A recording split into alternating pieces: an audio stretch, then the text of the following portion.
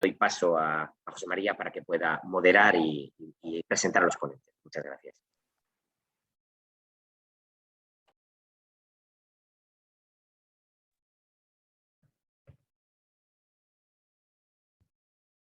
Buenas tardes, bienvenidos todos a esta jornada de Exponatura, esta jornada importante e interesante, no solamente por la temática y por los ponentes que tenemos, sino también por el momento en el que nos encontramos, ¿no? Porque vamos a hablar precisamente de montañismo y actividades en el medio natural ante el reto que ha supuesto el COVID-2019.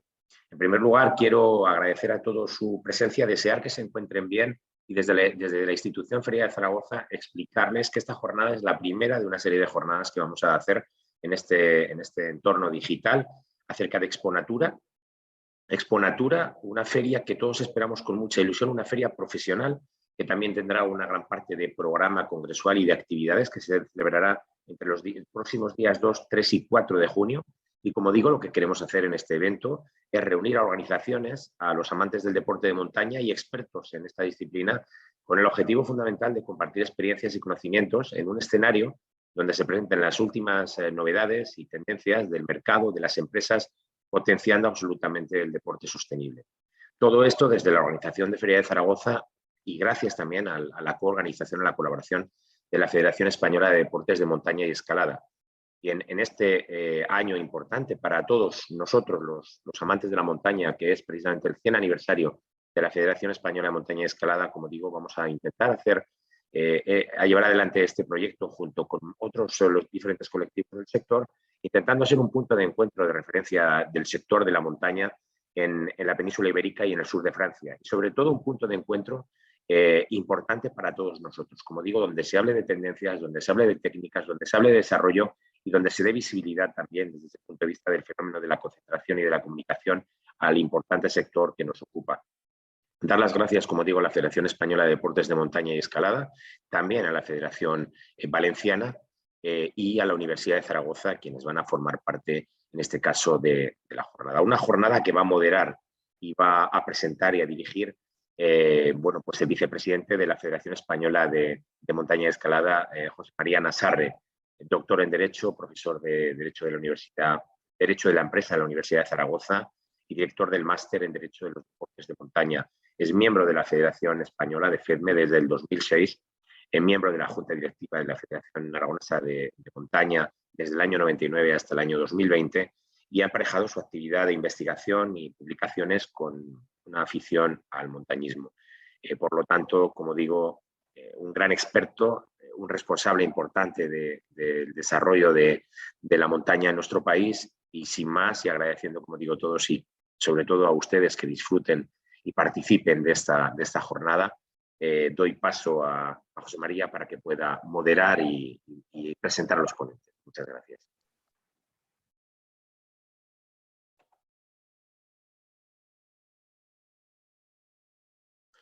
¿Qué tal? Buenas tardes a todos. Estamos encantados de iniciar una nueva andadura junto con la Feria de Zaragoza, que va a cuajar finalmente este verano o preverano, cuando realicemos la exposición Exponatura con una parte expositiva, otra parte congresual y otra parte de actividades que espero que sean del agrado de todos y del interés de todos. Este es un año muy importante para la Federación Española de Deportes de Montaña y Escalada porque se cumple nuestro centenario en el que lógicamente no estábamos en el comienzo, que además la federación tampoco se ha llamado siempre así, se ha llamado de diferentes formas, pero que todos consideramos que es no solo un momento para recordar el pasado, sino todo lo contrario. Tenemos que proyectarnos hacia el futuro, tenemos que construir el futuro, tenemos que conseguir conectar pues, con todas aquellas personas que a pesar de tener 100 años todavía no están con nosotros, aunque realizan actividades que sí que son actividades que están desde el punto de vista deportivo dentro de las muchas que realizamos.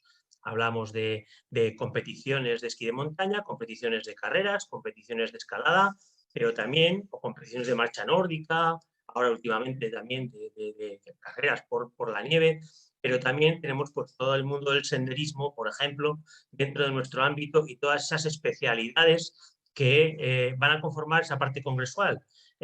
Todo lo que se refiere a seguridad, a salud, a deporte para niños, a deporte para mayores, para mujer, en fin, medio ambiente, son una serie de materias que están en el entorno de las federaciones. Por tanto, estamos encantados de empezar esta nueva andadura con Feria de Zaragoza para tratar sobre aspectos deportivos competitivos, pero también, como vamos a ver hoy, de aspectos intelectuales, de reflexión y de utilidad para toda la población. Y dicho esto, estamos en un mundo en el que nos vamos a unir lo que es la feria con la federación. Quería presentar a los 3 ponentes que tenemos el día de hoy, por lo menos brevemente. No voy a hablar mucho de sus nutridos currículum, pero sí quería presentarlos, pues por lo menos para que todos sepamos, cuando los oigáis, todos lo sepáis, dónde estamos. Carmen González Meneses es notaria en la Comunidad Valenciana, en la localidad de Manises, y además está vinculada al mundo federativo porque pertenece al Comité de Montaña Inclusiva y Solidaridad de la Federación de Deportes de Montaña y Escalada de la Comunidad Valenciana. Por tanto, está dentro de la gente que está en nuestro entorno. Sin embargo, es verdad que no teníamos contacto con ella hasta que ella en redes sociales, en aquella convulsa época de confinamientos municipales, confinamientos provinciales, confinamientos autonómicos, momentos en los que se podía salir a hacer deporte en la naturaleza solo si no estaba federado en algunas comunidades autónomas, momentos en los que se podía hacer otro tipo de actividades y esta no, etcétera, pues ella en redes sociales fue desgranando cómo estaba la situación a nivel estatal, que era muy compleja. Entonces, como hoy queremos resaltar esa complejidad que se vivió, que no se ha vivido nunca en España, ni no sé, no sé dónde, ¿verdad? Pero no se ha vivido nunca, no sabemos si podrá vivir otra vez, pues la verdad es que merece la pena un análisis, un recuerdo y bueno, pues esperando que la situación se parezca lo menos posible a aquello, pues será la primera que tendrá la palabra para hablar de los aspectos normativos, cómo se comportó la normativa en relación con el COVID. A continuación va a intervenir Alberto Sánchez. Alberto Sánchez lleva pues bastantes años vinculado a la Federación Española de Deportes de Montaña y Escalada. Ha estado en el Comité de Medio Ambiente, ha estado en el Comité de Seguridad. Él es doctor ingeniero, además es técnico en prevención de riesgos laborales y eso ha hecho que, debido también a su altruismo, pues haya estado eh, elaborando durante toda esta época pasada de la pandemia los protocolos que a través de la Federación Española se pasaban a la sociedad. Yo sé que se han utilizado en muchísimos ámbitos y él ha sido el que, como técnico, ha estado trabajando en ellos y yo creo que va a ser un referente de cara al futuro. Es decir, que ya no nos vamos a olvidar nunca de los protocolos a partir de este momento. Hemos visto la utilidad y hemos visto que podíamos producirlos para un número pues, considerable de personas. Y por último va a intervenir César Canales. César es médico. Él, como está en pantallas, es facultativo de urgencias del Hospital de la Virgen de la Luz de Cuenca. Pero César, para nosotros, para la Federación Española de Deportes de Montaña y Escalada, ha sido un hallazgo. Porque hasta la fecha, los médicos que se ocupaban de los equipos de competición y de tecnificación, lo que venían haciendo era, pues no sé si llamarle pasar consulta, pero ocuparse de aquellos problemas que existían en algún momento, lesiones, etcétera. Pero sin embargo, César ha sido hombre proactivo.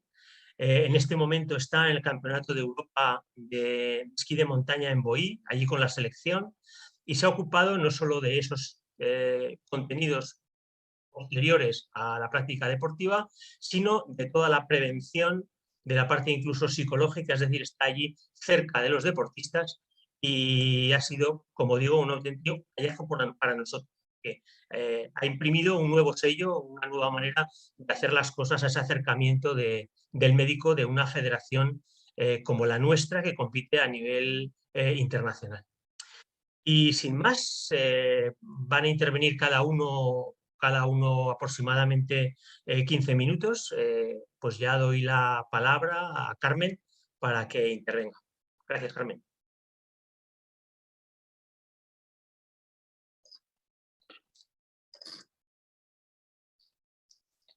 Sí, buenas tardes a todos. No sé si... Adelante, Carmen. Perfecto. Vale, buenas tardes a todos. Muchísimas gracias, José María, y efectivamente me declaro culpable de haber calentado las redes sociales durante el confinamiento y especialmente después durante todos los meses de la desescalada, porque fue un verdadero caos. Estaba buceando constantemente en el BOE como jurista y como amante del deporte al aire libre para ver qué podíamos hacer, qué no podíamos hacer, y en el pecado tengo la penitencia y por eso estoy aquí hablándoos ahora de la desescalada. Vaya por delante que era consciente plenamente desde el principio de que vivíamos una crisis sin precedentes y que las medidas, pues efectivamente también tenían que ser sin precedentes. No quiero entrar en debates sobre si el marco jurídico era el idóneo, eso ya se ha pronunciado el Tribunal Constitucional. ¿Vale? Lo que quiero entrar es en esas dudas que a mí me surgían constantemente sobre las normas que se estaban publicando, porque no les veía mucho encaje con lo que era el fundamento del estado de alarma, el fundamento del confinamiento, que era lo inicial que nosotros teníamos. No podíamos salir de casa salvo para actividades muy puntuales. Actividades, si por el trabajo pues eran actividades esenciales podíamos salir, o si no, teníamos que permanecer en casa salvo para concretas salidas pues muy específicas relacionadas con la alimentación, la salud o pasear al perro, que todos los vecinos pues iban prestando para poder salir. Pero es que si las normas en sí mismas no tenían fundamento, algunas a mi juicio, lo que menos fundamento tenía era la interpretación que se estaba dando de alguna de esas normas, que era una interpretación mucho más restrictiva de lo que la norma en sí misma decía. Y bueno, pues ejemplos teníamos muchos. Una vez recuerdo que se iba en el coche con mi marido, volvíamos del despacho los dos, íbamos delante en un Toyota Aygo, como veis, un coche chiquitín, y nos para una policía local, nada más llegar a nuestro pueblo, y nos dice que yo no podía ir sentada al lado de él, porque la norma decía entonces uno solo y excepcionalmente si van dos iban en diagonal.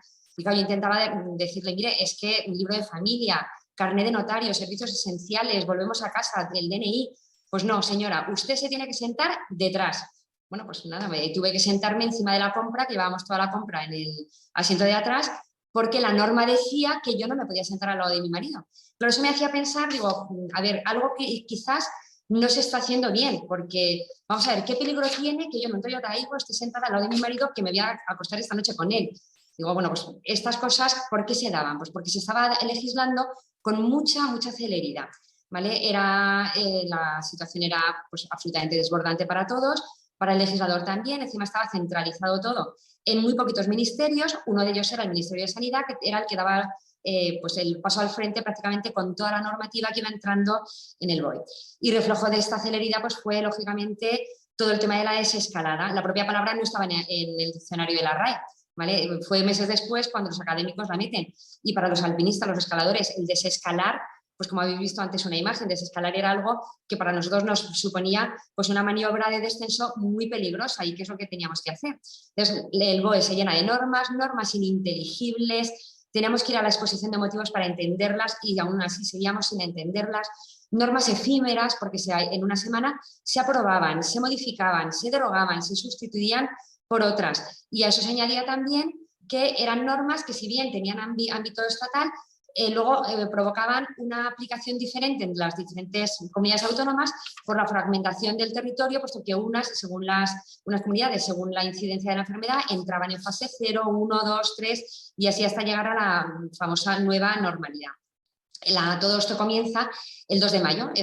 Toda esta normativa de la desescalada va en los días que pasan del 2 de mayo al 21 de junio. 2 de mayo todos entramos en fase 0 y por fin ya podemos salir de casa, eso sí, una vez al día y sin coche, para pasear y practicar deporte al aire libre, deporte individual. Yo esto lo resumía en Facebook con las siguientes palabras. Decía, libres por un rato, paseo o senderismo. Y si alternamos a ambos, vale, pero recuerda, mientras pasees no te alejes más de 1 kilómetro de casa. Y sí te puede acompañar Javier, pero si aceleras el paso y entras en modo senderismo, puedes llegar más lejos, pero no te salgas del término municipal. Y sepárate de Javier, que el deporte es individual. Además, respeta tu franja horaria, que tu municipio es de más de 5.000 habitantes, a 2 metros de distancia y con mascarilla. Como veis, esto ya empezaba a ser un poco caótico porque el hecho del término municipal como límite para poder salir a pasear o hacer deporte y las franjas horarias suponían un gran revuelo entre los amantes de los deportes al aire libre. veíamos con mucha envidia a los que vivían en términos de menos de 5.000 habitantes, como Viescas, Panticosa, Benasque, que tenían un paraíso sin fin ante ellos y además sin límite horario. Y nosotros, en cambio, vivíamos en un territorio llano, con apenas espacio natural o incluso algunos sin espacio natural para poder movernos. Y también las disfunciones entre senderismo y el que hacía senderismo o el que hacía deporte y el que, en cambio, practicaba simplemente paseo, pues un paseo incluso en familia. También nos pasó otra anécdota saliendo de casa, claro, como buenos montañeros, cumplimos las normas de montaña segura. Vamos a la cartografía, miramos el tema del término donde llega, el kilómetro donde llega y decidimos, pues vamos a pasear, porque si andamos dentro del término podemos nos podemos mover menos. El kilómetro nos daba más margen de maniobra a contar desde nuestra casa. Hete aquí que nos para un policía local que encima era amigo nuestro en la linde del término y nos dice que de ahí no podíamos pasar. Digo, pero hombre, Manu, pero si vamos a ver que no vamos a hacer deporte, que vamos a pasear. De eso nada, así vestidos vais a hacer deporte. Con lo cual, bueno, no teníamos ganas de discutir, nos quedamos en el término, dando vueltas a la huerta, paseando de acequia en acequia, entre los caracoles y veíamos de lejos pues, a todos los demás caminantes y paseantes que se alejaban, mientras nosotros, la linde del término, pues era muy pequeñita para nosotros. Esto es fase 0, como digo, el día 2 de mayo, pero es que el día 4 de mayo viene ya la primera modificación. Modificación para los deportistas profesionales y de alto rendimiento, de los que nos va a hablar luego César Canales, que ya por fin pueden pasear, hacer deporte por toda la provincia, y para los federados, que ya se nos cita ese día 4 de mayo y se nos deja salir 2 veces al día, no uno, menudo logro. Y además nos podíamos desplazar en coche dentro de la provincia. Empezamos a notar que la licencia federativa pues, ya empieza a tener un valor con el cual nunca antes habíamos soñado. Y entonces en estas estamos, en fase 0, y ya a la semana entra la fase 1, que bien ya para todos de repente encontramos en el BOE la posibilidad de movernos por toda la provincia. Nos podemos desplazar en vehículo, podemos juntarnos hasta 10 amigos, ya no hay franjas horarias, salvo determinadas horas que se van a restringir para las personas mayores o para las personas con discapacidad. Ya se empieza a citar a empresas de turismo activo que pueden empezar a actuar, porque antes no podían, estaba vetada la posibilidad de trabajar, y también con grupos de hasta 10 personas. Y en esas nos vemos felices hasta que llega el Consejo Superior de Deportes y las federaciones, con todos mis respetos, pero las criticaba mucho pese a estar federada, e interpretan que esas normas no se aplican al deporte.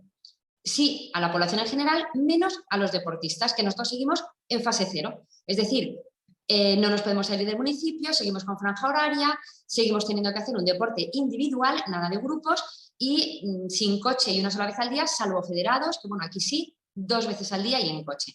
Lógicamente esto levantamos la voz porque era un sinsentido para los deportistas. Es decir, teníamos a una persona que podía, junto con sus amigos, grupos de 10 amigos, ejercer de paseantes urbanos en un entorno muchísimo más masificado, con muchísima más posibilidad de contagio, pero esos mismos 10 amigos no podían realizar la misma actividad si lo que querían era salir al aire libre, salir al medio natural, que es muchísimo más sano y con muchísima menos posibilidad de contagio.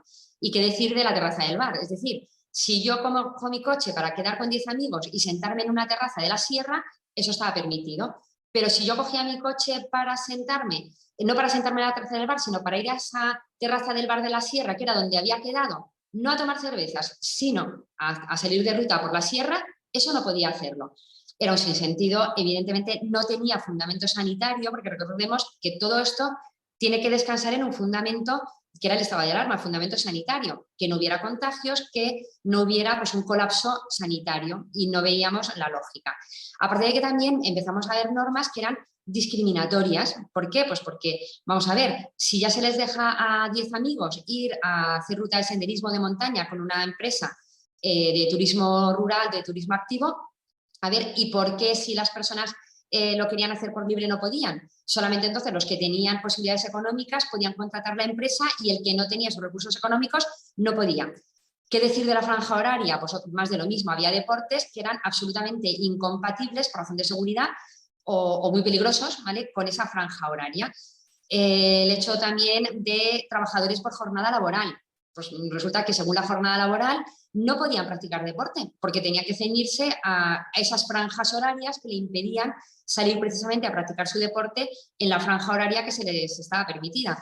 Y qué decir, bueno, pues las interpretaciones que tenían en aquel momento, el hecho de la bicicleta, habréis visto todos pues, un montón de noticias y comentarios en Facebook de ¿y si salgo en bicicleta para quedar con mis amigos a tomar unas cervezas? Sí, eso sí, pero como me coja una bici de varios miles de euros y encima me equipe de arriba abajo, eso ya no puedo hacerlo, porque eso ya significa hacer deporte.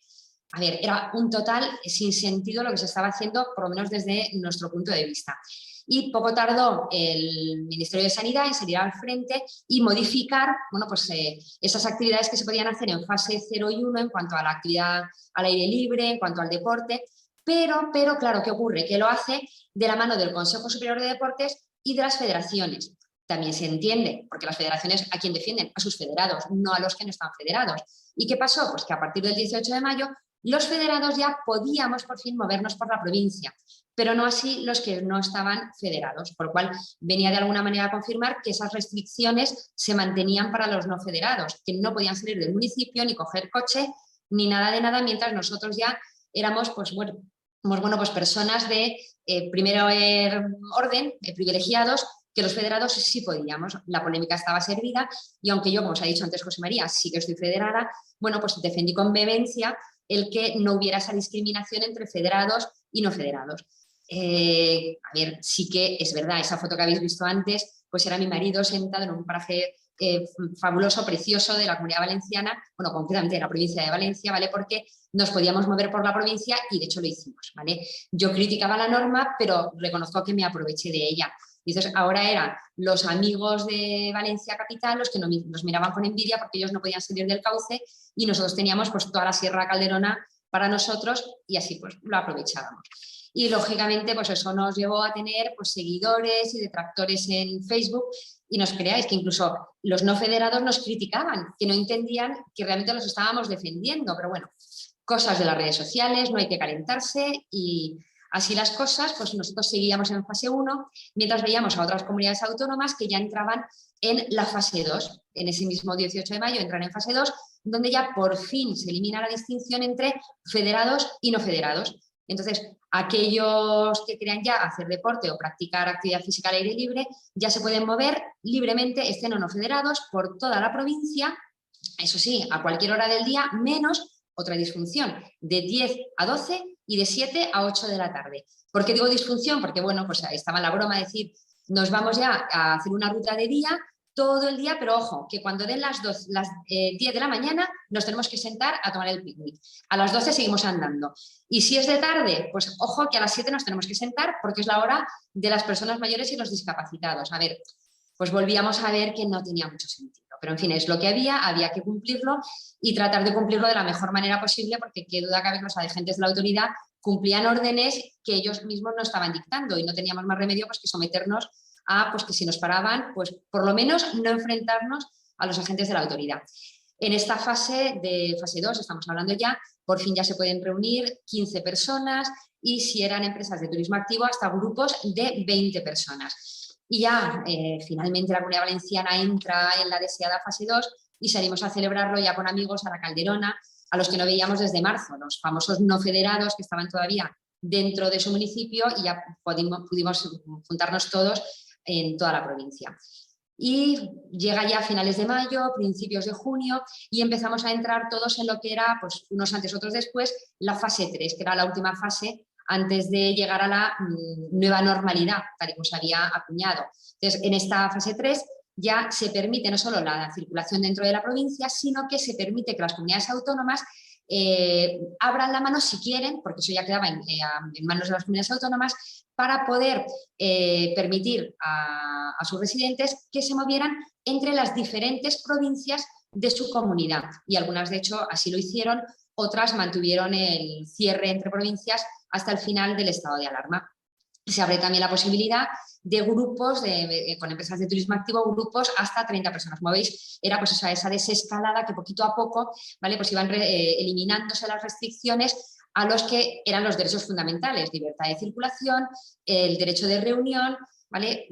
Que pues, todo ello quedaba coartado desde el principio del estado de alarma, incluso de fijación de residencia, porque era lo que te determinaba por dónde te podías mover, primero municipio, luego provincia y luego, en algún caso, comunidad autónoma. Y llegamos por fin ya al final del estado de alarma, como os decía, el 21 de mayo de 2020, y los que pudimos pues salimos como alma que persigue el diablo. Mi marido y yo nos vamos a Benasque una semana y disfrutamos, como veis en pantalla, disfrutamos de una ruta en solitario a Laneto el 24 de mayo sin nadie. O sea, nadie, pues por no mentir, igual estábamos antes de cruzar el paso o puente de Mahoma, que nadie se meta si es paso o puente por la polémica de la terminología, el paso de Mahoma, 8 personas como mucho en el Aneto. Y estábamos ya libres ese verano, pues bueno, todos los que éramos amantes de la naturaleza, pues salimos a hacer montaña donde pudimos, donde ya por fin por todo el territorio nacional podíamos movernos, y nos sorprende, aunque ya se veían algunas voces que lo iban anunciando, el 9 de octubre un nuevo estado de alarma, en este caso reducido solo a la Comunidad de Madrid, a 9 municipios, entre ellos la Ciudad de Madrid, que dura 15 días, del 9 al 24 de octubre. Pero esto era el preludio de un segundo estado de alarma, el segundo estado de alarma que ya nos va a pues, volver a confinar a todos con un cierre perimetral, que en este caso es un cierre perimetral dentro de las comunidades autónomas de cada territorio. No podíamos salir de allí. Y además se permitía que las propias comunidades autónomas, porque se les delegó competencia, pudieran restringir más esa movilidad. Y de hecho recordaréis que en muchas comunidades autónomas, pues por razón de cómo iba evolucionando la incidencia de la pandemia, acotaban más el que, por ejemplo, pues ahora no podéis salir durante unos días, unas semanas, de la provincia de Valencia o de determinados municipios, porque era una competencia que se delegó dentro de este cierre perimetral por comunidades autónomas. Muchas pues mantenían cierre entre provincias o por áreas de salud, que también se creó ese término del área de salud que desconocíamos, que todos pues de repente empezamos a conocer que era nuestra área de salud. Se crea también en este segundo estado de alarma, que estamos hablando del 25 de octubre, que es primero para 15 días y os recuerdo, se prorrogó durante 6 meses, duró hasta el 9 de mayo de 2021. Entonces, se establece también el toque de queda nocturno, de manera que no podíamos salir, ¿vale? No podíamos salir de casa a según qué horas, que eran las horas, pues a lo mejor entre las 11 y 12 de la noche según comunidades, hasta las 6 7 de la mañana, y vuelve otra vez a establecerse límites de grupos. Esta delegación que se hizo a las comunidades autónomas para que restringieran más la norma es lo que ha provocado que, decretada la inconstitucionalidad de la norma de la que descansaba o de la que colgaba esta delegación a las comunidades autónomas, pues al final han sido nulas muchas de estas, o declaradas nulas muchas de estas normas. Pero bueno, así las cosas, durante este segundo estado de alarma nos tenemos que conformar con espacios naturales de nuestra comunidad y volvemos a envidiar a los que vivían en el Pirineo y podían hacer rutas invernales y de altitud, aunque nosotros sí que pudimos disfrutar de la famosa borrasca Filomena. Durante un par de días nos pudimos calzar las raquetas. Pero como a mí me gusta siempre pues, sacar algo positivo, pues ¿qué es lo positivo que sacamos de este cierre perimetral del segundo estado de alarma? Pues que pudimos conocer parajes y rutas de nuestra Comunidad Valenciana que de otra manera no habríamos podido conocer.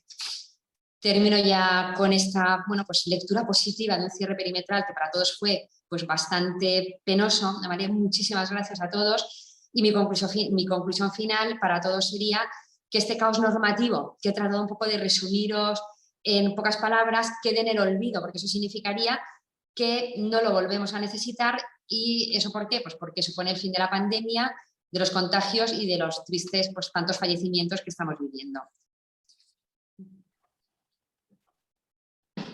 Muchas gracias, Carmen. La verdad es que nos ha venido el recuerdo de todo aquello que ahora, visto con el tiempo, resulta sorprendente, ¿no? ¿Quién nos iba a decir que íbamos a estar de esa manera? Y yo también, que vivo en Zaragoza, conocí el sistema ibérico zaragozano gracias a la pandemia. O sea, que descubrí primero el pasillo de mi casa, al que nunca había dado valor, luego a los páramos, las estepas del entorno de mi ciudad, y luego por fin el sistema ibérico. O sea que la verdad es que fui trazando círculos concéntricos exactamente igual, ¿no?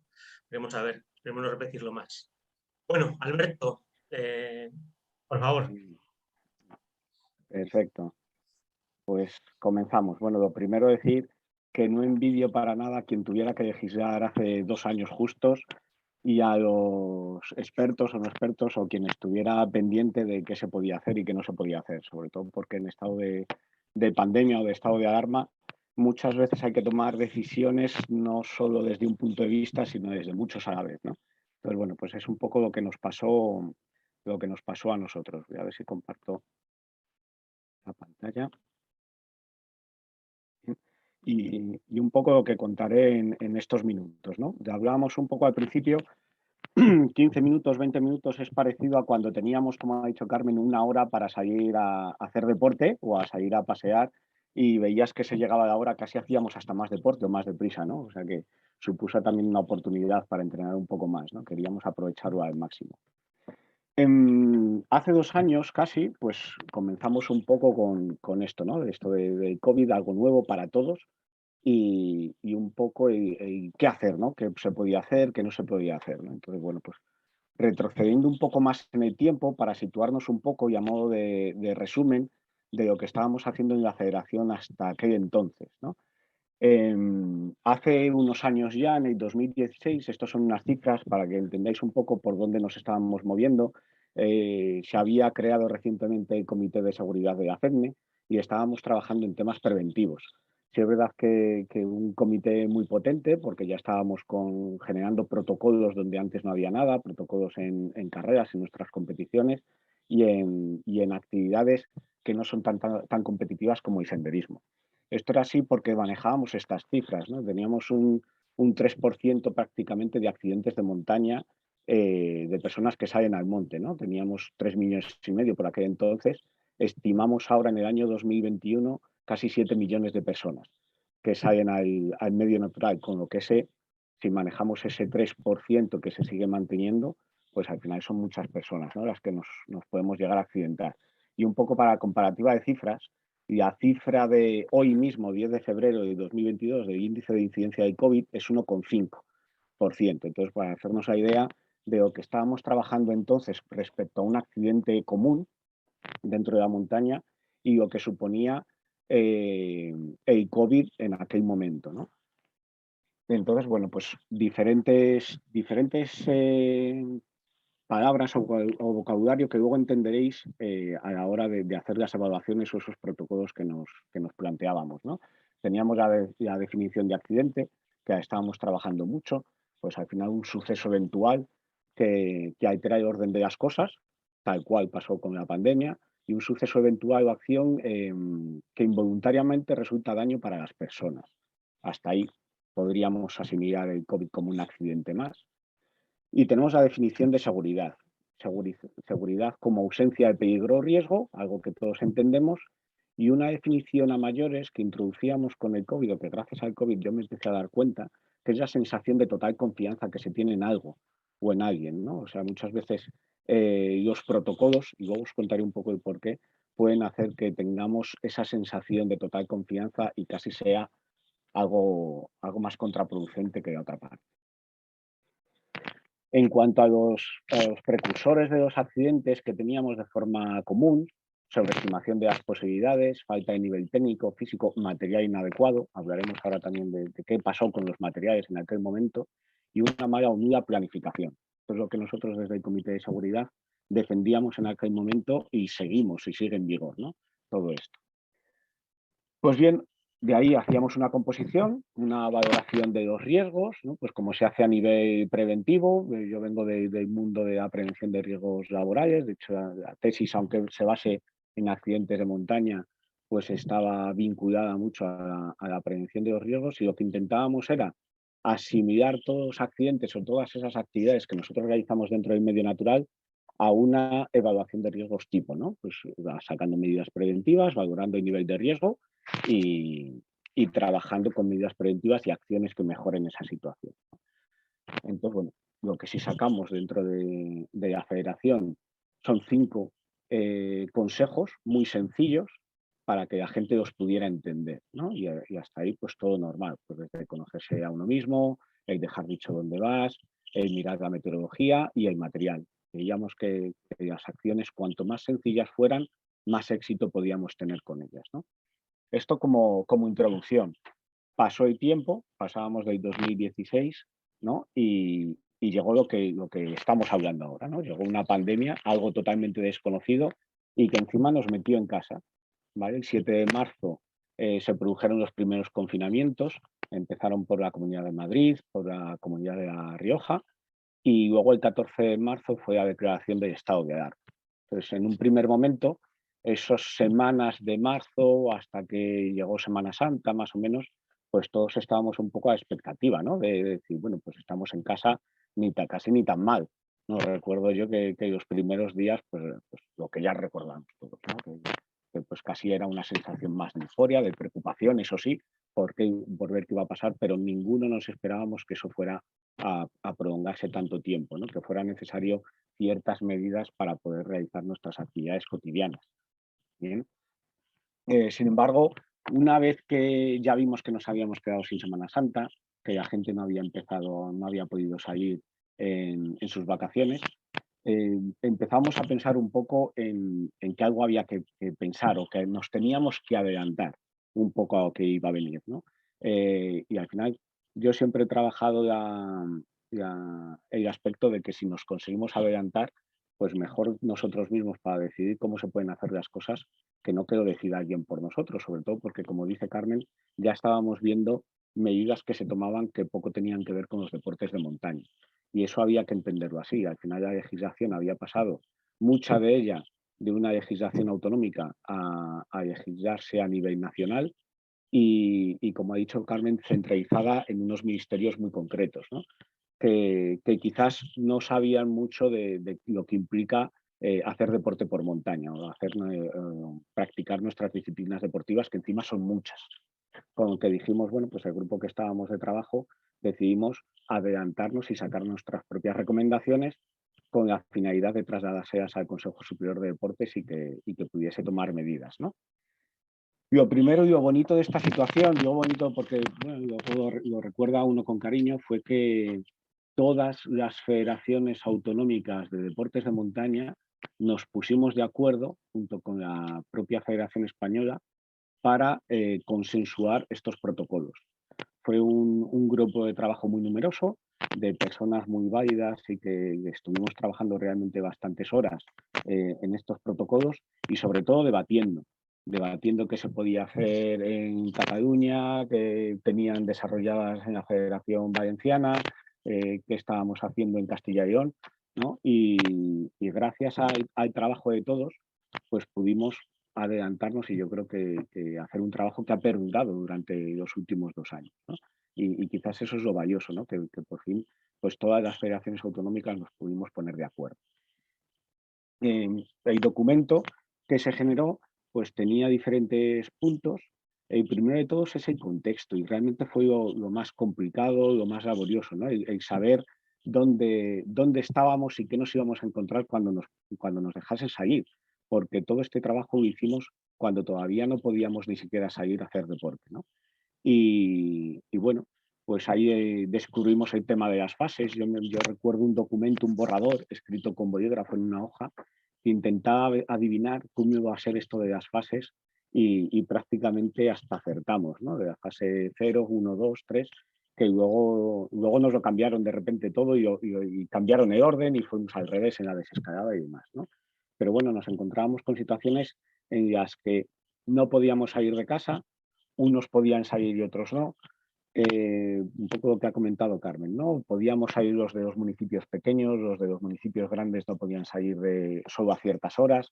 Luego no podíamos salir de nuestros municipios, como que quien tenía un término municipal en el medio natural grande, pues bueno, tenía sus ventajas y quien vivía en un entorno mucho más urbano, en ciudades grandes, el entorno natural quedaba muy reducido, ¿no? Para practicar nuestros deportes. Bueno, todo eso hay que entenderlo desde el punto de vista de la practicidad, ¿no? Y de ser eficiente. Yo cuando elaboraba los protocolos, estos de deportes y muchos otros que me ha tocado hacer a lo largo de estos 2 años, pues siempre había que pensar no solo en lo que sanitariamente era correcto, sino también en lo que se iba a poder hacer cumplir y no hacer cumplir, ¿no? Fue los primeros debates, ¿no? Si me acuerdo, lo ha comentado Carmen antes, que era curioso que se podía ir a un bar o a un entorno urbano, se podía practicar deporte en una instalación deportiva dentro de un casco urbano, como era el frontón de un municipio pequeño, o como era una pista de fútbol sala, y sin embargo nosotros no podíamos usar nuestras instalaciones deportivas, que son los senderos o son las montañas, ¿no?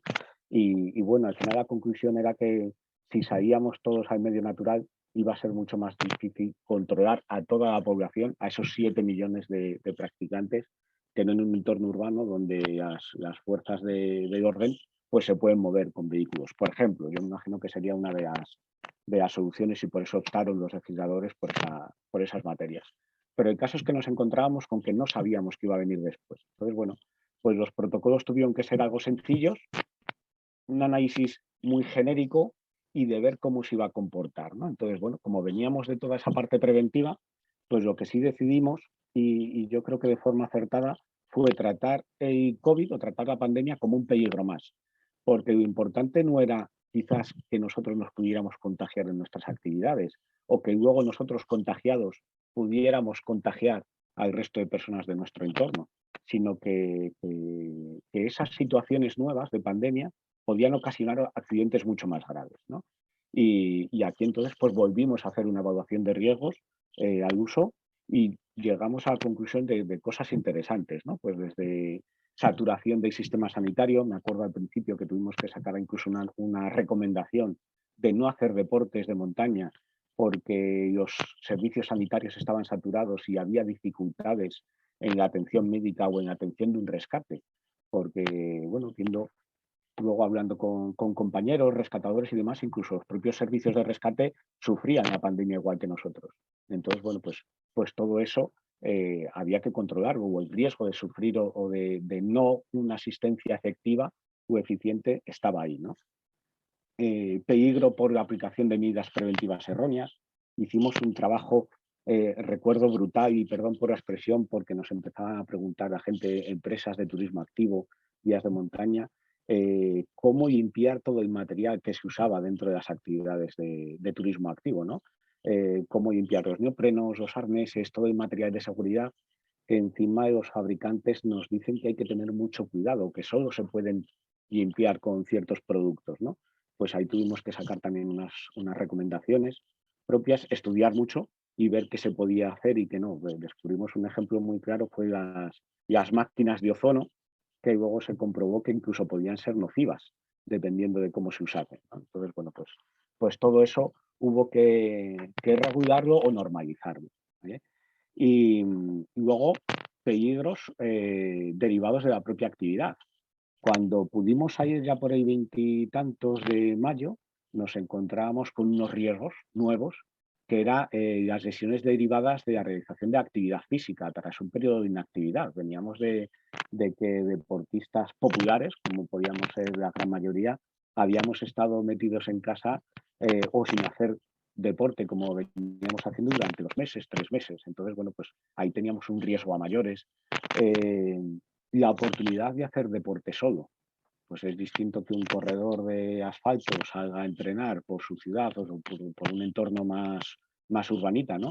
Él solo, a que la gente pudiera salir sola a hacer senderismo.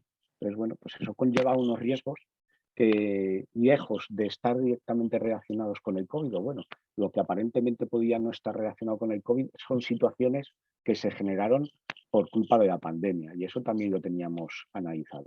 Entonces, bueno, pues ahí generamos un documento bastante amplio que, como ha dicho José María antes, es curioso hablar de esto, ¿no? Y cómo las dificultades pues ponen de manifiesto ciertas virtudes, ¿no? Pues pudimos llevar los documentos al Consejo Superior de Deportes. De hecho, fue una de las federaciones, la Federación de Deportes de Montaña, que cuenta con sus propios protocolos, no ya los del Consejo Superior de Deportes, porque nos adelantamos a los que ellos sacaron. Entonces, pudimos estar haciendo competiciones durante finales del 2020, cuando ya las fases nos lo permitían, y durante el 2022 al principio se han podido hacer competiciones numerosas de gente, cuando a lo mejor otro tipo de deportes no ha podido con tantas facilidades, ¿no? Pues gracias a que de este documento matriz se pudieron generar los documentos de las propias competiciones, de las disciplinas deportivas, ¿no? Y sacar medidas preventivas que lógicamente pues pudieran ayudar o dar respuesta. Yo creo que más que ayudar, daban respuesta a todas las dudas que tenían nuestros deportistas. Si es verdad que en principio como ha dicho Carmen, la federación se debe a sus federados, pero bueno, entendíamos que el documento habla de deportes de montaña, sean federados o no, ¿vale? Lo que sí es cierto es que la federación llega de forma muy directa a sus propios federados. Quizás por eso el legislador sí entendían que los deportistas federados pudieran hacer deporte cuando los no federados no, porque al final ese sentimiento de grupo, de cumplimiento de normativa, de que nosotros ya estábamos por delante en ciertas recomendaciones, pues era un aval respecto a las personas que por su cuenta realizaban deporte, ¿no? Que no se tenían ningún tipo de control, ¿no? Bueno, pues por romper una lanza respecto al deporte federado. Una de las ventajas que tiene creo que es esa. Y al igual que cuando se dejó realizar actividades de turismo activo por las empresas, no es más que poner a un responsable al cargo del grupo, ¿no? Entonces, en este caso, el guía pues se hacía responsable del grupo que llevaba, de que cumpliera las normas, ¿no? El recurso preventivo que hablamos a nivel laboral, ¿vale? Como os decía, estos protocolos, pues imaginaos la cantidad de disciplinas deportivas que mueve una federación de deportes de montaña, ¿no? De montañismo, senderismo, marcha nórdica, escalada, descensos de barrancos con toda su complejidad, porque encima estamos en un entorno acuático.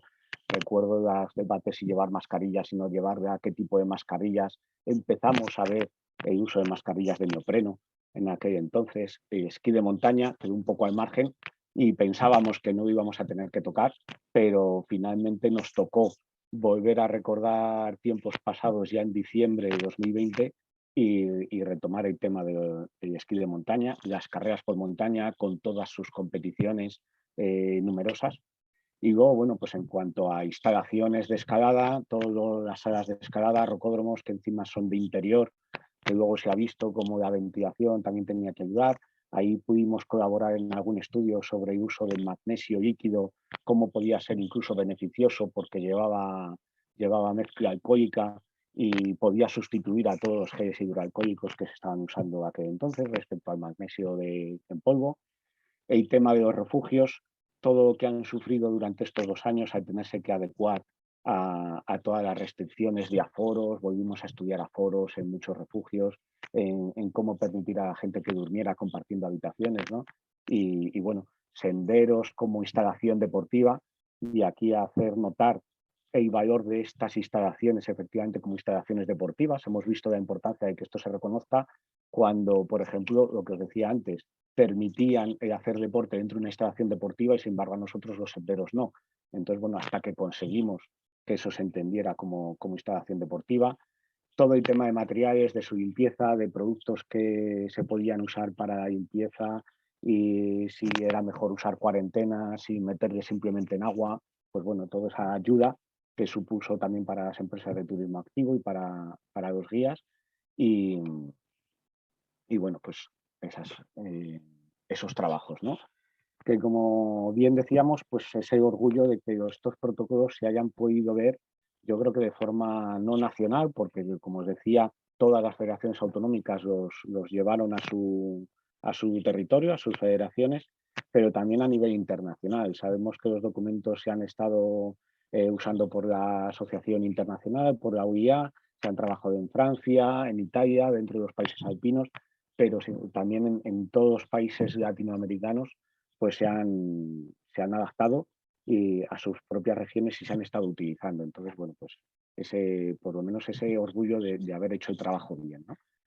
Y como siempre, pues de forma similar a lo que estábamos haciendo dentro de las normas de accidentes comunes, pues lo que decíamos era el sacar unas normas muy básicas, ¿no? Que casi siguen hasta en vigor, ¿no? Y mantener la distancia física, más de 2 metros, el uso de mascarilla y el lavado de manos y material. Eso era lo que planteábamos. Lo único que el documento lo que hacía era desgranar e intentar pautar en qué situaciones se podían llevar a cabo, ¿no? A día de hoy hemos aprobado una nueva variación o una nueva adaptación de los documentos y siguen las mismas medidas. Otra cosa es que hemos añadido una más, que es la ventilación de espacios cerrados, que se ha comprobado a lo largo de estos años que casi es una de las normas más importantes o de las medidas más importantes desde el punto de vista del contagio, pero prácticamente siguen todas en vigor. Hemos suavizado los aforos, hemos suavizado la distancia un poco, hemos conseguido que la mascarilla en espacios al aire libre haciendo deporte no se tenga que utilizar, pero el resto de medidas prácticamente, si nos fijamos en lo que había hace 2 años, siguen siendo las mismas, ¿no? Y, y bueno, pues unos ejemplos, esto es lo que tenemos, con esto termino. Gente saliendo a la calle a pasear, gente que se inventaba o que descubrió nuevas formas de hacer deporte para no tener que llevar mascarilla, por ejemplo, instalaciones cerradas, pero sin embargo instalaciones abiertas y con esta otra situación, ¿no? En un colegio, los padres aglutinados y sin embargo dentro del centro de la instalación donde se podían llevar las normas, ¿no? Colas interminables por una sobrepoblación o una saturación de la gente. Y esto es con lo que me quedo, ¿no? Pues un poco el ser humano, cómo unas normas contradicen otras normas, ¿no? Entonces, bueno, pues el siempre mantener la cabeza fría y el tener que hacer las cosas bien, ¿no? Y con esto termino ya, ¿no? Es decir, que el futuro depende de lo que hagas hoy y quizás esa fue nuestra premisa, adelantarnos a lo que estaba por venir en aquel 14 de marzo. Muy bien, muchas gracias, Alberto. Yo, después de oírte, pues la verdad es que tengo ganas de resaltar lo que es la capacidad de las personas cuando están preparadas para algo, estar ante una situación totalmente novedosa, estar preparado para reaccionar. Eso es de las cosas que en la universidad siempre decimos, ¿no? Que la cabeza tiene que estar preparada para afrontar nuevos retos continuamente y eso creo que sucedió entonces. Adelante.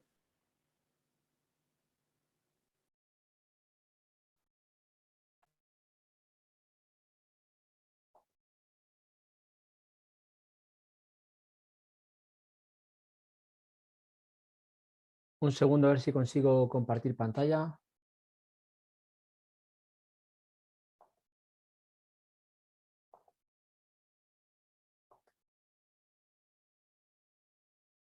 Que ahora mismo no encuentro compartir pantalla.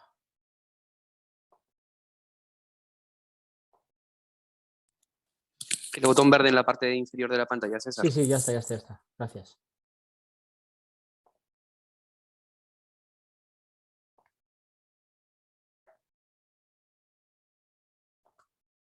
Bueno, pues buenas tardes a todos. Yo soy César Canales. En primer lugar, agradecer a la oportunidad de estar aquí con vosotros y en segundo lugar, agradecer a José María Nassarre la presentación que me ha hecho porque ha conseguido emocionarme un poquito aquí en esta habitación de hotel, porque como han comentado estoy con el equipo español de esquí de montaña que estamos disputando los europeos de dicha modalidad de momento con buen balance.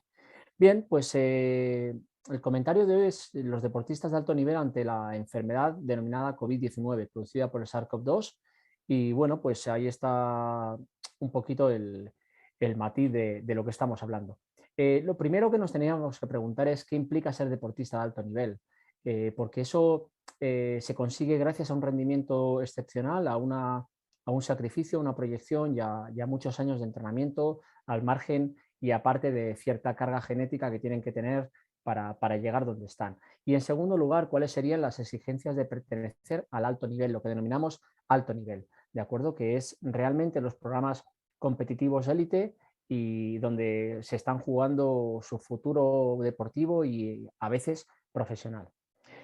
Deportista de alto nivel implica muchísimo esfuerzo, como decíamos anteriormente, con una impresionante dedicación, constancia y cuidado con eso, porque las lesiones son un matiz al cual el deportista tiene que estar pendiente de ellas y le corta un poquito su progresión, y la pandemia podría tomarse como una pequeña lesión en esa discurrir de su vida deportiva. Y por último, implica tener muchísimo control. El deportista tiene que tener todo controlado. Calendario previsto, todos son certezas, examinar datos, ciclos de entrenamiento, microciclos, macrociclos, mesociclos, temporadas, etcétera. El pertenecer al deporte de alto nivel, salvo algunas excepciones, significa en ocasiones ser un poquito robot, tener todo controlado, nutrición, aspectos psicológicos, aspectos de anticipación, todo lo que hemos comentado de calendario, los materiales, conocer con qué cuentas, con qué no, y tantas cosas que la palabra control en su máxima expresión es lo que podría definir a un deportista de alto nivel como norma. aún sabiendo que existen algunas excepciones de deportistas extraordinarios que son, por decirlo de algún modo, un pequeño desastre, pero son geniales en su desempeño. Estas exigencias de alto nivel implican también que el fenómeno que yo denomino de aquí y ahora. El deporte de alta competición no espera. Cuando hay un problema hay que solucionarlo ya y las respuestas tienen que ser para ayer en lugar de para mañana. Es un tipo de inmediatez que a veces es peligrosa y es difícil de gestionar. El deportista de alto nivel es complicado que viva de las rentas, salvo que tenga un resultado excelentísimo. No sé, ganas un Tour de Francia y posiblemente, si tu cabeza está bastante bien amueblada, puedas tener cierto colchón en el manejo de tu vida futura, ¿vale? Pero como comentábamos antes, este deportista no maneja muy bien la incertidumbre, porque habitualmente se lleva un mundo bastante controlado y actualmente mucho más que antes. Antes el deportista de alto nivel no tenía tantas personas alrededor que podían controlar. Se ha escuchado a veces que futbolistas de muchísimo nivel y con unos sueldos bastante altos no saben sacarse un billete de avión, decían. No sé si será verdad o no he tenido el gusto de comprobarlo, pero eso lo que nos dice es que están en una burbuja, en ocasiones sobreprotegidos, y eso, pues claro, se cuenta con certezas, ya que hay otras personas que se preocupan de esos detalles. Un deportista de alto nivel, como mencionábamos antes con el calendario, tiene un cronograma que suele ser estricto y habitualmente bien diseñado, con entrenadores, con preparadores, con directiva y demás. Y algunos de ellos, su única fuente económica de ingresos es el deporte de alta competición. ¿Qué decir? Que el deportista de alto nivel en ocasiones pues cede ante el prestigio, ante las redes, ante el reconocimiento, y esto le conlleva una carga psicológica y muchísima presión. Bueno, pues en esto llega el SARS-CoV-2, la COVID-19, que es la enfermedad, se denomina así, y hablamos de fase 1 de la enfermedad, no confundir con las fases que comentaban mis compañeros anteriormente. El 17 de noviembre de 2019 se declara el primer caso de la COVID-19. El 11 de marzo del 20 se declara la pandemia por parte de la OMS. Servidor tuvo el detalle de contagiarse antes y el 10 de marzo del 20 ya estaba confinado porque ya estaba padeciendo esta enfermedad sin saber si lo era o no. De repente hay un cese brusco en la rutina pocos días después. Ojo, para todos, deportistas de alto nivel, autónomos, empresarios y para todos. Es decir, esto hay que dejarlo claro, que este hecho nos afectó absolutamente a todos. Pero en el deportista se suspende la actividad competitiva, que es el fin de su trabajo. Exactamente igual que un empresario que realice un producto, el fin de esa actividad es ese producto. Pues en el deporte de alta competición, en el deportista de alto nivel, en el DAN, lo que ocurre de repente es que se corta toda la actividad competitiva y sin saber cuándo se va a volver a producir. Y eso conlleva una pérdida de rutina y contactos. Y los deportistas de alto nivel son tremendamente rutinarios, ¿vale? Al igual que su círculo de contactos pertenecen a esa rutina. Eso nos lleva a unas consecuencias físicas y psíquicas, al igual que al resto de población, como mencionabais antes. ¿Cuáles son las consecuencias psíquicas? El confinamiento, lo que hubo tras él, o durante el confinamiento, perdón, fue una rotura brusca de rutinas y el contacto se rompió de repente con sus entrenadores o con compañeros de equipo. Ojo, en esta ocasión teníamos redes sociales, teníamos videoconferencia, teníamos plataformas como la que estamos ahora, que me consta que hubo gente que ya soñaba con la plataforma Zoom por motivos de trabajo y demás. Pero en el deportista las rutinas suelen ser físicas, es contacto emocional, es contacto permanente, personal, e incluso es el lenguaje no verbal que muchas veces el deportista transmite cuando estás cercano a él. Esto generó una ansiedad en esa persona y en esos núcleos, en esos equipos, tanto por la situación como por el futuro. La pérdida del feedback diario que el deportista de alta competición prácticamente lo necesita, ya que es como él recibe los indicadores de progreso y el rendimiento deportivo, fue brusco. De repente no sabíamos cómo progresábamos, qué marcas perseguíamos, qué estándares de calidad, si podemos decir algo así, estábamos cumpliendo y la pregunta fue, ¿y qué va a pasar conmigo? Pues enlazando a esto, posteriormente hubo un miedo al contagio y a las consecuencias deportivas. Era todo incertidumbre. Para un deportista de alto nivel, una incertidumbre de tal calibre le conllevó bastantes consecuencias psíquicas. A nivel físico, bueno, pues vamos a hablar algo de ciencia, lo que se sabe de cuando alguien para. Y esto no es solo de la COVID-19, sino que esto se da en cualquier lesión, ya sea una fractura, ya sea una intervención quirúrgica por apendicitis, ya sea una neumonía, lo que sea. Vimos alteraciones cardiovasculares y aquí se veía disminución del consumo máximo de oxígeno, un aumento de la frecuencia cardíaca en reposo, una disminución del tamaño del ventrículo izquierdo, que es lo que significa VI, y aumentaba la tensión arterial, entre otras cosas. A nivel osteomuscular se vio una clara disminución de elasticidad y fuerza muscular. Por mucho que ellos intentaran paliar o modificar su actividad en casa con miles de métodos, como pudimos ver en redes, como un nadador con un terabán, con una goma atado a la cintura y nadando en una piscina de 3 metros, de estas que montamos para nuestros hijos y demás, ¿vale? A nivel enzimático se vio una disminución de la actividad enzimática y mitocondrial, que ese es el motor de la central energética del deportista, al igual que disminución de capilares a nivel muscular, de cómo se cedía el oxígeno y demás. Disminuyó la lipólisis. La lipólisis para un deportista es fundamental. Lipólisis significa romper lípidos, romper grasas, y es la utilización que hace el deportista de sus sustratos energéticos y sus depósitos. Bueno, pues perdió esa capacidad. Aumentaba el ácido láctico, aumentó la grasa corporal y disminuyó la masa muscular, la masa magra. Todo esto también vio que esta pérdida de forma física disminuía la actividad inmunitaria. Esas adaptaciones tan buenas del deporte se veían que se disminuían. Para mí podríamos etiquetar de que era un desastre para el deportista. Insisto que igual que para otro tipo de población, porque no quiero dejar de lado a otro tipo de población. Pero, como dijo John F. Kennedy, John Fitzgerald Kennedy, en la crisis sé consciente del peligro, pero reconoce la oportunidad. Aquí había una oportunidad de crecer, una oportunidad de adaptarse al medio y una oportunidad de salir mucho más fuerte de esta pandemia. En la fase 2 vino el fin del confinamiento, en la fase 2 de la enfermedad, ¿vale? Y hubo una vuelta a las rutinas. Se establecen mini pretemporadas con el fin de paliar todos los efectos que hemos dicho. Esto fue un buen planteamiento por parte de los entrenadores y de los médicos que estaban al cargo del equipo en general, entrenadores, fisioterapeutas, psicólogos, médicos. Se establecieron mini pretemporadas para intentar empezar como una especie de cero. Y a pesar de las restricciones se mantuvo cierta normalidad. Observamos que a muchos deportistas de alto nivel, en contra de lo que pudiera parecer, vinieron más fuertes, porque uno de los problemas que tiene el alto rendimiento es que hay una alta incidencia de sobreentrenamiento, de exceso de trabajo, exceso de carga, poco descanso, que está infradiagnosticado.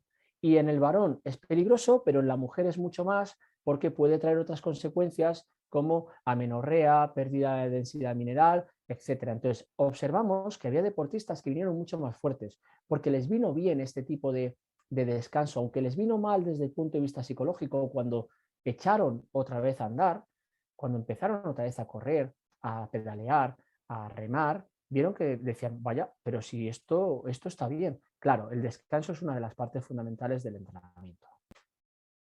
Cambiando de tercio, la pregunta que se hacían muchos deportistas y que se hacen actualmente es ¿qué pasa si sufro la COVID-19? ¿Qué pasa si me infecto por el SARS-CoV-2? Pues muy fácil, el deporte es protector, ¿vale?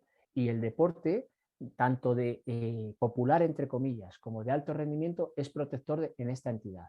Es cierto que en el alto rendimiento podemos observar ciertos periodos donde la actividad inmunitaria puede verse bastante comprometida, sobre todo cuando asociamos exceso de carga y poco descanso. De ahí que vuelva a mencionar el overtraining síndrome o el sobreentrenamiento, que es el peligro al cual los entrenadores tienen que estar más pendientes y hoy en día hay muchas herramientas para controlarlo. El deportista, tanto el popular y mucho más el de élite, asocia unos bajos niveles de inflamación y lo que pudimos ver en la COVID-19, en la infección por SARS-CoV-2, es que los enfermos o las personas, más que decir enfermos, que tenían inflamación de bajo grado, es decir, aquellos con cierto aumento de perímetro abdominal, que toman alcohol, que son fumadores, que la dieta está basada en ultraprocesados, que no hacen ningún tipo de actividad física, esos tipos de personas tienen un aumento de la inflamación de bajo grado que decimos corporal. El deporte, esa inflamación la baja. Por lo tanto, es mucho más complicado ponerte comillas malo en este caso. Porque el deporte es un antioxidante natural. Tú agredes al organismo, que en eso consiste el hacer deporte, en una pequeña agresión orgánica, para que el organismo regenere, recupere y se crea un antioxidante natural. Cuando hablamos de antioxidantes como el aceite de oliva, la naranja, tomate, fresas, etcétera, pues el deporte es un antioxidante natural, ¿vale? Aquellos deportistas que han pasado la COVID-19 habitualmente se ha presentado de forma leve. Es cierto que hay un porcentaje más pequeño que ha tenido formas más graves, pero la mayor parte de ellos forma leve y muchísimos lo que se llama casi asintomáticos, pausisintomáticos, que es muy poquitos síntomas, porque asintomático yo todavía no he conocido ningún caso. He tenido pacientes con simplemente un poquito de cansancio o que habían dormido mal una noche o que le dolía un poquito la cabeza y lo habían pasado y ya está, ¿vale? La pregunta que yo me hago ahora es, o que me gustaría que se hiciera muchas personas ¿es lo mismo estar vacunado en un deportista que no estarlo? Un consejo, y a lo mejor con esta diapositiva me gustaría que se quedara esto claro. No se debe realizar actividad física durante la infección activa por virus SARS-CoV-2. Esto hemos visto respecto a otros virus que tiene mucha querencia por el músculo. El SARS-CoV-2 le gusta mucho el músculo, además del pulmón u otras zonas, y le gusta también el miocardio, el corazón.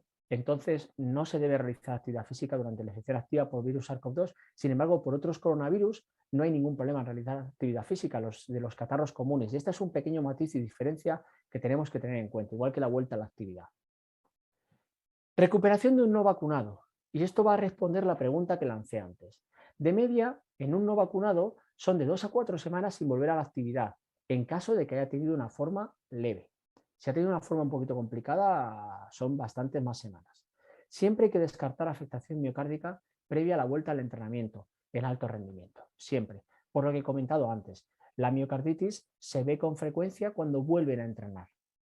El SARS-CoV-2 le gusta el corazón, podríamos decir que es muy cariñoso porque le gusta el corazón, si me permiten esa licencia, y cuando empezamos a darle caña a ese corazón, en ocasiones aumenta la incidencia de miocarditis, palpitaciones y otro tipo de problemas, ¿vale? De ahí que al deportista le instruyamos en alto nivel para que vigile ese tipo de afectaciones, que vea que hay que si hay disonancia entre lo que él siente y las pulsaciones que lleva y los ritmos que lleva, y que vigile esos síntomas y nos informe, ¿de acuerdo? Hay mucho mayor riesgo de desarrollar problemas miocárdicos en pacientes infectados que con vacunas. Y esto lo digo porque se lee muchos bulos donde dicen que los vacunados, bla, bla, bla, bla, bla. Estadísticamente, con las publicaciones actuales y con la evidencia actual, es más frecuente la miocarditis si pasas la enfermedad que si te vacunas, ¿de acuerdo? Y sobre todo hay que vigilar muy bien, como digo, la actividad muscular, porque existe una caída en la actividad mitocondrial y en algunos casos en la función inmunitaria, como estamos viendo actualmente con Omicron. Omicron es un poquito más especial y hay que tener todavía precauciones porque la estamos infravalorando bastante. En un vacunado, pues muchísimo mejor riesgo de complicaciones. Los estudios sugieren menor probabilidad de contagio. Por otro lado, en las formas leves, en los vacunados, podemos volver a la actividad supervisada a las 48 horas libre de síntomas. Es decir, si tú has tenido 3 días en que has estado con un cuadro catarral, si me permiten la licencia, y pasan 2 días en que ya no tienes síntomas, puedes empezar a entrenar. Empezaríamos en una forma aeróbica, lo que denominamos zonas 1, zonas 2, Z1, Z2, A1, A2, cada persona lo nombra de una forma, y ya te vuelves otra vez a poner en movimiento enseguida en los vacunados, ¿vale? Existe muchísima menor incidencia de complicaciones tras actividad. Y sí que tenemos una incógnita con Omicron. ¿Por qué? Porque Omicron no es que se escape a las vacunas, es que Omicron ha conseguido infectar por el mecanismo donde anida, que es una forma distinta, a los vacunados incluso con tercera dosis. Por lo tanto, y con esto voy a concluir ya, voy a ser bastante rápido para que quede turno a preguntas o lo que sea menester. ¿Vacunación sí o no? Actualmente en deportistas, con la evidencia actual, se recomienda la vacunación contra la SARS-CoV-2, con los matices que siempre se marcan y con la evidencia que se va cambiando en función de los estudios que podemos leer.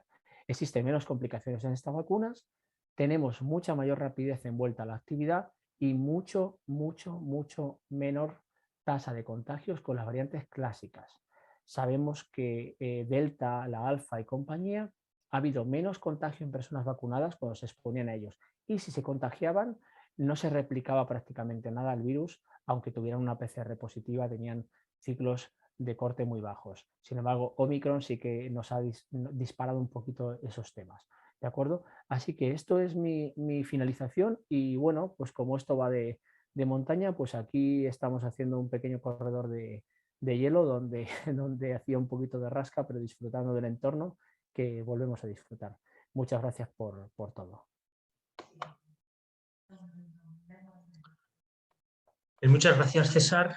La verdad es que nos ha ofrecido una imagen de la actividad deportiva diferente, con esos deportistas de alto nivel que muchas veces a través de los medios de comunicación tenemos que compararlos con esos otros, como tú en cierto momento has comentado, que cobran mucho dinero, que están omnipresentes y que son los que tienen el foco puesto encima, ¿no? Tenemos otra serie de deportistas que no tienen el foco de la prensa puesto permanente encima y que la verdad es que, bueno, para nosotros son gente que vive para el deporte y que por tanto su vida es la misma que todos estos que están pues, cobrando mucho más que ellos, ¿no?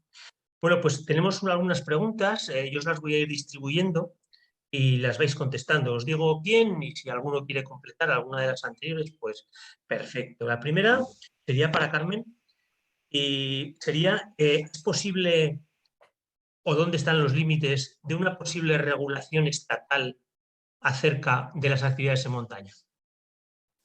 ¿Es posible hacerla? ¿La tienen que hacer las comunidades autónomas o qué puede hacer el Estado central?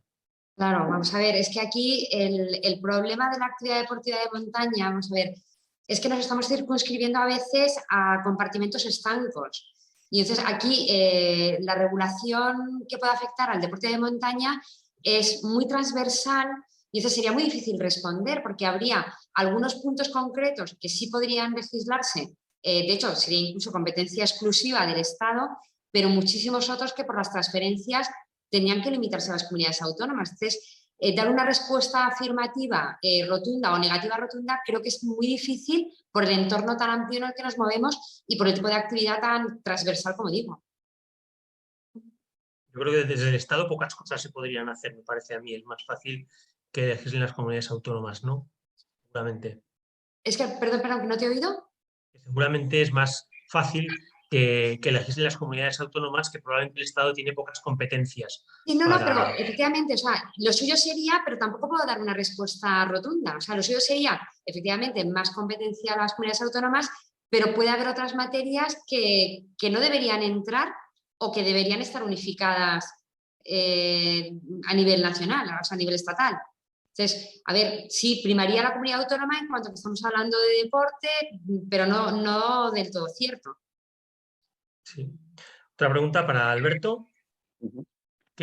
No sabéis si queréis decir algo. Una pregunta para Alberto. ¿Quién podría encargarse de hacer protocolos que fuesen por lo menos medianamente vinculantes a nivel estatal? Pues bueno, la pregunta es la respuesta, ¿no? Nosotros lo hemos hecho.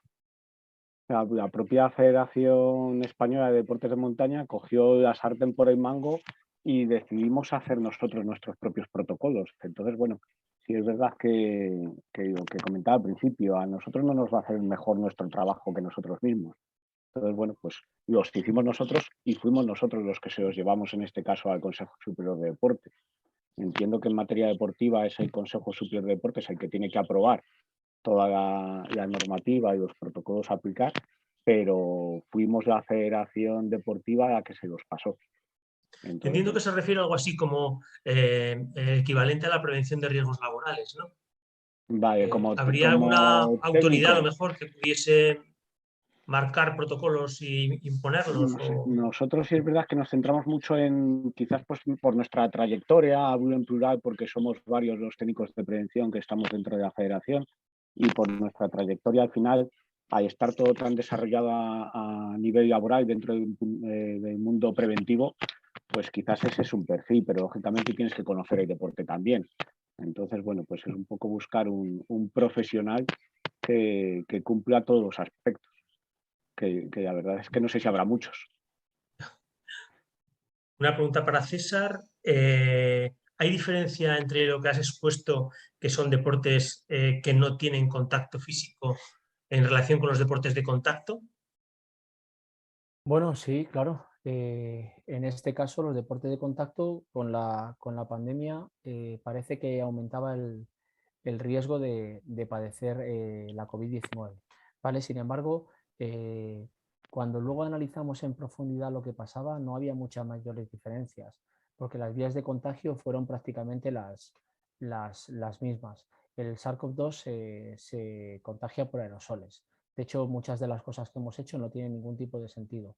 No tiene ningún tipo de sentido desinfectar materiales, no tiene ningún tipo de sentido desinfectar sillas y ese tipo de cosas, porque al principio estábamos como locos y se ha visto que es la exposición de materiales.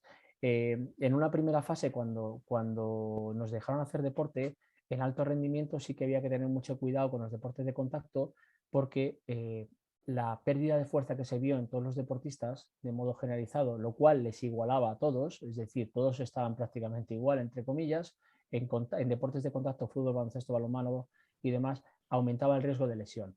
Entonces se prefería evitar ciertas situaciones y hacer esas mini pretemporadas como te comento. Hay una pregunta que dice, para Alberto o para César, ¿qué actividades serían esenciales para continuar en su actividad deportiva? Alberto, empieza tú, venga. César, no, iba a decir que empezases tú. Venga.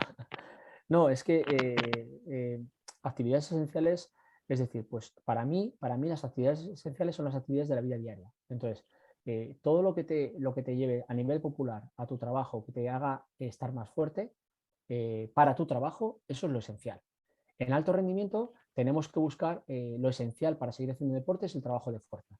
Pero es que en la vida cotidiana, yo que tengo la suerte de trabajar en mi hospital en una consulta musculoesquelética con pacientes con múltiples dolores, lo que se encuentra es un déficit de fuerza.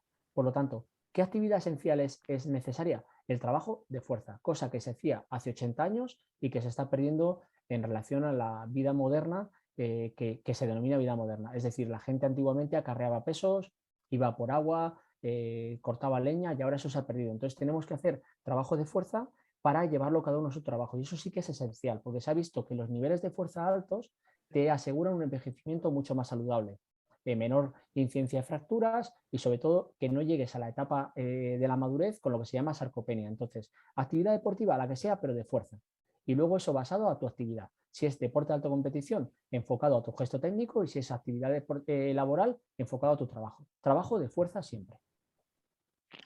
Otra pregunta para Carmen. José María, por romper un poco la danza en cuanto a los deportes de montaña, como esencial clasificaría la actividad en el medio natural, ¿no? Se ha visto, concretamente en los jóvenes recientemente, las cifras de trastornos psicosociales que han aumentado de forma considerable durante estos 2 últimos años de pandemia, ¿no?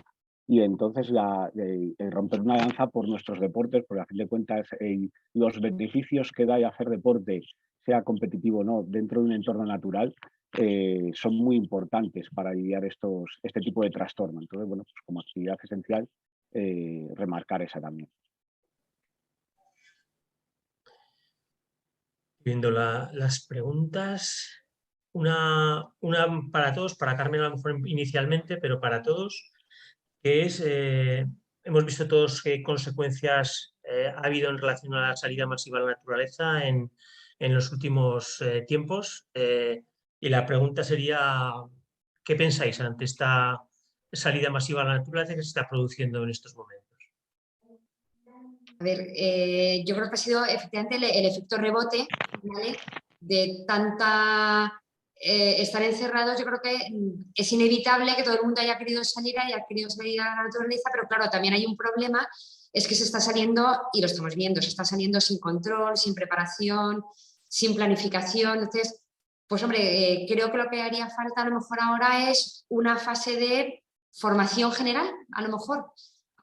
Porque desde luego lo que no vamos a decir a la gente es que no salga, porque es que yo creo que es beneficioso. O sea, incluso teníamos que haber podido salir más durante toda la famosa desescalada que se nos estaba coartando. Ahora, que sea todo el mundo más consciente de cómo debemos hacer las cosas. Yo creo que es la formación, creo que es la clave.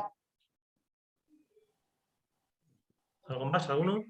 Bueno, bienvenido sea Bienvenido sea, porque tenemos un problema en este país con el sedentarismo, ¿vale? Y estoy completamente de acuerdo con lo que ha dicho Alberto. Nosotros tenemos un estadio natural en España que es inigualable. En cualquier región tenemos monte bajo, monte alto, zonas llanas, ríos, tenemos de todo. Por lo tanto, bienvenido sea.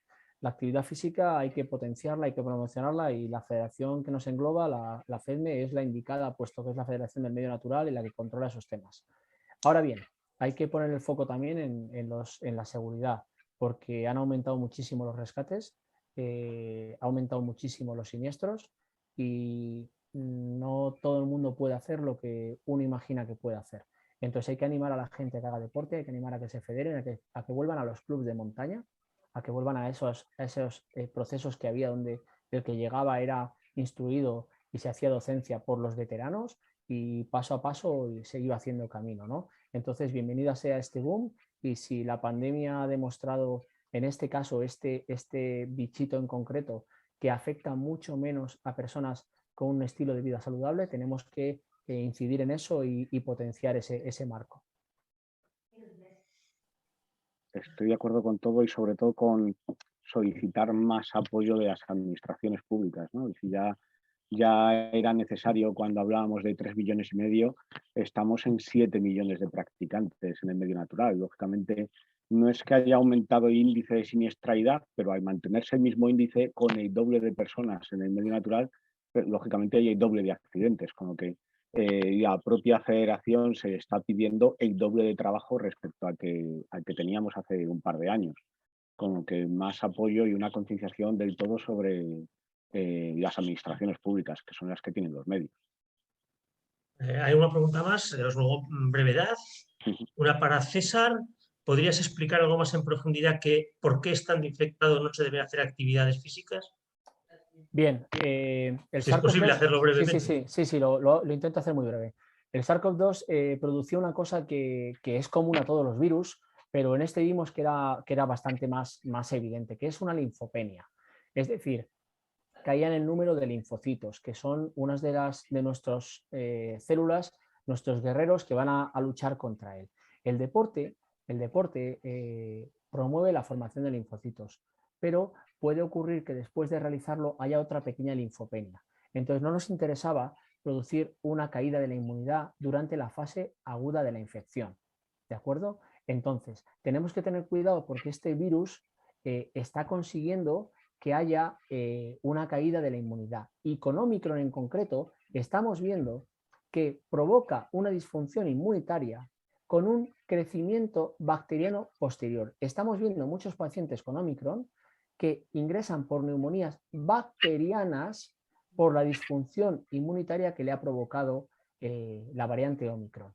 Entonces, en fase aguda de la infección no se aconseja realizar actividad física por esta razón, por esa caída en la inmunidad y ese problema que está habiendo. Aparte que provoca la SARS-CoV-2 de por sí fenómeno inflamatorio, sobre todo en las formas graves, evidentemente, y como he comentado, el deporte provoca inflamación. Entonces es mejor esperar 3-4 días y luego hacer esa actividad. Yo creo que es la última ya, si no surge ninguna así de repente, es para Carmen, y dice, es una cosa que también había pensado yo preguntar. De aquellas sanciones que se impusieron, ¿qué ocurrió? ¿Quedaron nulas? Claro, aquí habría que distinguir las sanciones que se impusieron por normas que devienen nulas como consecuencia, bueno, pues de la inconstitucionalidad y nulidad de muchas normas, que sí, aquí podría defenderse la nulidad, y todas aquellas que tenían su origen en resistencia a la autoridad, que es que aquí había dos tipos de sanciones. Entonces, el otro día, por ejemplo, lo comentaba yo con un amigo, que esta gente dice que ellos dejaron ya de poner sanciones porque sabían que al final iban a ser nulas todas las multas que derivaran de todas aquellas sanciones que se estaban imponiendo. Lo que pasa es que si lo que había es resistencia a la autoridad, eso es una cosa diferente y eso no va a caer. Claro, por eso yo decía, digo, ojo que son agentes que cumplen instrucciones y lo que no puedes es resistirte a lo que te está diciendo. Ahora, si te han puesto una multa por salirte de tu perímetro y resulta que la norma que prohibía salir del perímetro es nula, esa sanción sí que va a caer. O debería caer. Sí, claro, luego están los plazos y los recursos. Totalmente claro. Muy bien, pues yo creo que estamos ya sobre el tiempo, vamos cerrando. A mí me ha parecido muy interesante, por supuesto, pero me ha sorprendido, ahora viéndolo de esta forma que lo acabamos de mostrar, me ha sorprendido lo que es tener el músculo preparado para reaccionar, ¿no? Fue una situación que vimos cómo las autoridades públicas tenían que reaccionar ante un fenómeno desconocido y lo contemplábamos como si fuese un espectáculo desde fuera. Y nos estamos dando cuenta como también lo hemos estado viviendo desde dentro, ¿no? Tenemos un deporte que es todo lo que se refiere a la montaña en general. La montaña es variada, es peligrosa. Yo siempre digo que no hay más accidentes en la montaña que en otros deportes, pero sí se muere más gente, porque hay más peligros, evidentemente. Por tanto, es verdad que seguramente estamos más habituados a estar preparados. Y yo creo que lo que se ha mostrado es cómo realmente es algo que nos preocupa, cómo es bueno estar preparado de cara a lo que venga, porque no sabemos lo que puede venir. Por tanto, ante una situación diferente, esta ha sido, esperemos que no sea parecida a esta, sea otra cosa muy diferente, ¿no? Pero que ante la novedad, ante problemas que se puedan plantear, estamos preparados para reaccionar, porque, bueno, pues se ha mostrado en este momento, ¿no? Me parece algo muy interesante. Yo recuerdo un programa de radio sobre deportes de montaña en el que me entrevistaron en plena pandemia y me preguntaron, ¿qué tal vas? Estábamos entonces confinados. Yo creo que estábamos en confinamiento municipal. Y dije, pues yo lo llevo bien. Y me dijeron, ¿y por qué todos los montañeros dicen que lo llevan bien si todos están siempre viajando de un lado para otro? Y probablemente esa era esa capacidad, ¿no? De adaptación y estábamos pues dedicados a estas otras cosas que hoy, por ejemplo, pues están saliendo, ¿no? Entonces me ha parecido especialmente interesante. Yo espero que a todos los que han estado conectados también les haya parecido interesante y ruego a Alberto que cierre todo esto agradeciéndole a Feria de Zaragoza en nombre de la Federación Española de Deportes de Montaña y Escalada que haya estado tan proclive a darnos este espacio y seguiremos con ellos hasta que se celebre la exposición en el mes de junio. Gracias, José María, Alberto, Carmen, César, muchas gracias. Gracias a los asistentes. Esto es Exponatura. Estos son vuestras federaciones, esto es la universidad y esto es el mundo de la montaña que vamos a poder ver en Exponatura los días 2, 3 y 4 de junio. Un evento en el que vamos a hablar de deporte, no solamente de equipamiento, de servicios, vamos a hablar de tecnificación, de cómo mejorar la formación de los deportistas en los aspectos relacionados con la montaña. Vamos a hablar de sostenibilidad, unos retos también muy importantes y de alguna manera asociados a los objetivos de desarrollo sostenible de la ONU. Y vamos a hablar de proyección social, vamos a hablar de salud, vamos a hablar de desarrollo rural, vamos a hablar de seguridad, es decir, vamos a hablar de todo lo que interesa al sector y a los profesionales del sector como vosotros. Por lo tanto, desde Exponatura, desde Feria de Zaragoza, muchas gracias por vuestra intervención. Pronto daremos más información de próximas jornadas y, como digo, con el foco puestos en podernos ver todos presencialmente y que efectivamente esos 3 días haya un espacio de visibilidad del sector en el que todos podamos debatir, hablar, conocer las tendencias, la tecnología y también las políticas que nos van a dar más seguridad y, sobre todo, que van a hacer que todos disfrutemos de la montaña de la mejor manera posible. Mucho éxito a nuestros deportistas de esquimo y a todos los que forman parte de la federación en las competiciones que hay ahora y nos emplazamos para vernos próximamente. Gracias a todos, que tengan buena jornada.